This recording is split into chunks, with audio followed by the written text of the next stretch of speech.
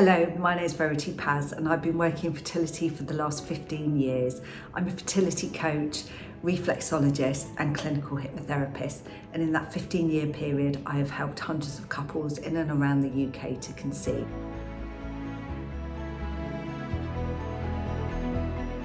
And I want to help you as well. So one of the things that you should have done if you have been trying for a baby for a while, or your GP should have done for you, is a sperm analysis.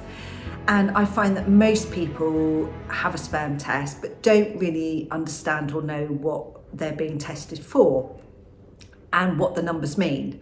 And then they frantically Google, and we all know that Dr. Google can tell you lots and lots of different things. So hopefully this will help you and clear up any questions that you may have regarding your sperm analysis.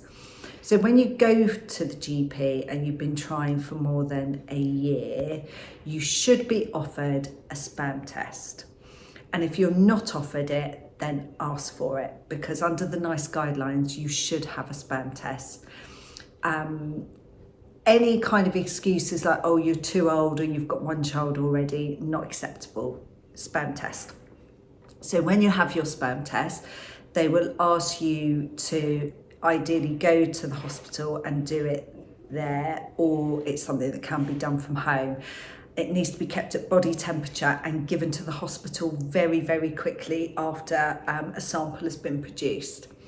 So when you get your sperm analysis back, this is what it will say. So it will test the volume, so how much have you managed to do in the pot, and you want that to really be over 1.5 mils.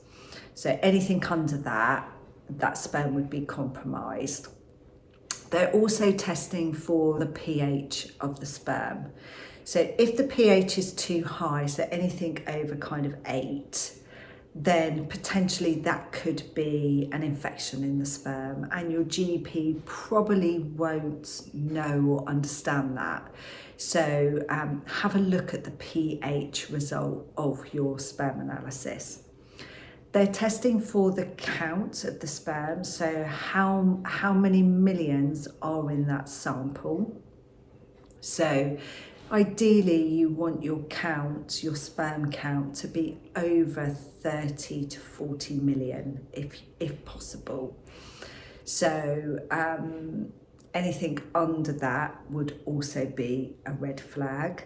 They are testing for the motility of that sperm. So what percentage of that sperm is capable of getting to the egg? Because you can have millions and millions and millions of sperm, but if it's all swimming in the wrong direction, then that's not going to be very good. And in any one ejaculation, it's only in really normal looking sperm, about 200 sperm actually make it to the egg. So the more sperm that make it to the egg, the better. And you want that to be 40% or above.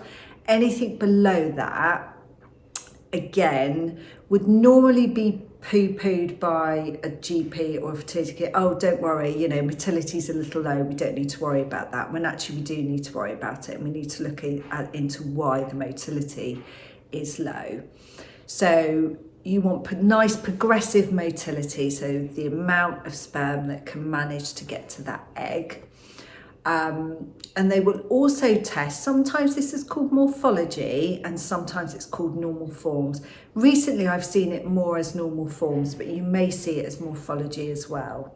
So morphology or normal forms is how many of that sperm in that sample look normal. So have a head, have a body, have a tail. So they need to look normal.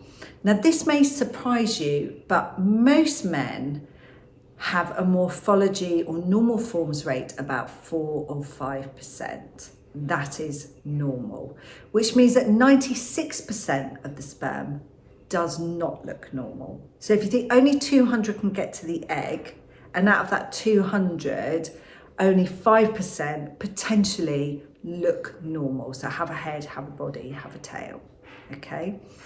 So anything below that, even 3% normal forms, you want to be looking at that sperm more closely. You know, what are you potentially eating, drinking, doing, not doing? That could be compromising the normal forms of your sperm. So that's really key. The normal forms is probably the thing that I look at the most. It's the first thing that I look at. How many look normal? So you want 4% and above, ideally. If in that sperm analysis, any of those things flag up, low sperm count, low motility, low morphology or normal forms, then it could be that you may want to look at further testing for the sperm.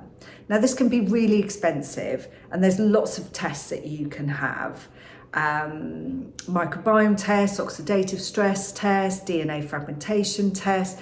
The list is long and extensive, and at this point, if you have a compromised sperm test, I would personally contact a fertility coach, someone like myself, who can point you in the right direction of what to do here.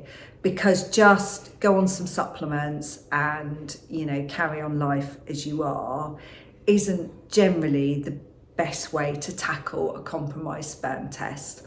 It is actually to potentially further test, send to a specialist, and that can cost a lot of money. So investing in a fertility coach would be a really good idea, so you can make sure you're going for the right test for you.